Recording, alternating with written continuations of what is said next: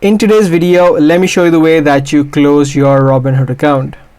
If you do not use Robinhood anymore and you want to completely deactivate all of the data that you have within Robinhood, let me show you the process of doing so.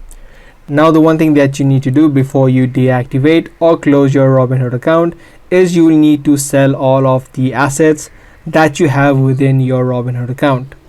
Whether you have crypto, stocks or ETFs, you'll need to first of all sell all of those and then transfer the amount back into your bank account.